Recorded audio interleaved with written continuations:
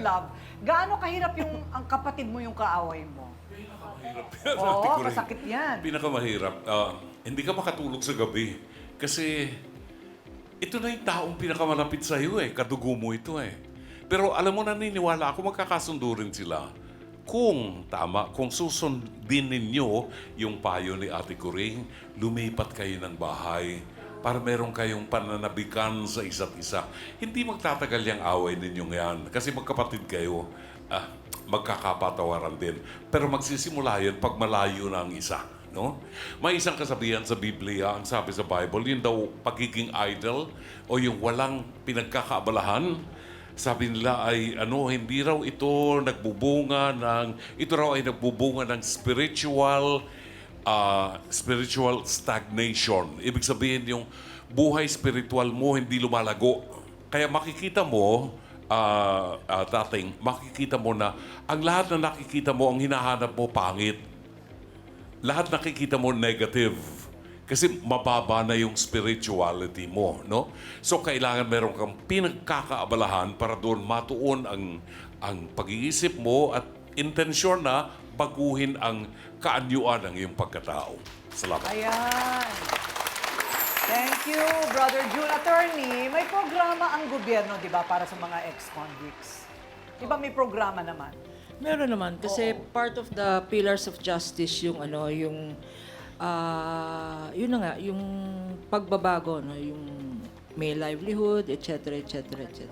Pero ang gusto kong i-emphasize dito, yung right to privacy.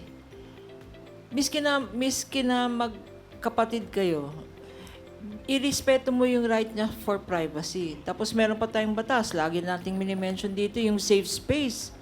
Dapat ang bahay mo, safe space. Hindi pwedeng binubuli ka sa sarili mong bahay. Ngayon, although ang advice namin dito lumipat ka na, yung paglilipat ng bahay, hindi solusyon yan talaga.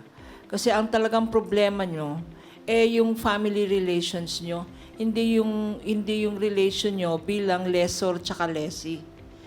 Kawawa naman si Mami, 86 years old. Sana na lang ang ibibigay nyo sa kanya, yung maging mabuti kayong anak. Hindi pa huli ang lahat.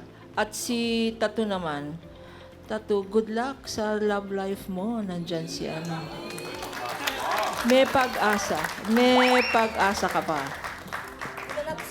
Doktora Camille, paano ba maiiwasan ang selosan sa magkapatid? Nakinanay ba yun? 86 na siya. Paano pa niya maaayos yan?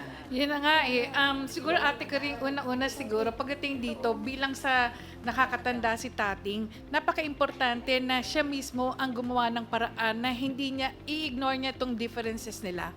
Dahil kasi, in the end, sila rin naman yung magkakatulungan eh.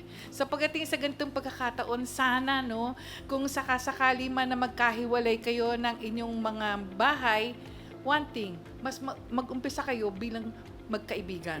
Kasi kung nagiging magkaibigan kayo, kahit na magkapatid kayo, malaking factor yon para sabihin natin na magtutulungan kayo. And then sana din po sa lahat po ng mga tao na naging ex-con or sabihin na natin yung mga galing po sa mga rehabilitation centers, huwag niyo pong stigmatize yung mga taong ito. Dahil kasi bigyan po natin sila ng tsansa. Dahil kasi ang kulungan po ay rehabilitation. Hindi po siya yung pagsabi na ikaw ay isang kriminal. Ito po ay isang rehabilitation, so bigyan natin sila ng pag-asa. Yun lang po. Thank you very much.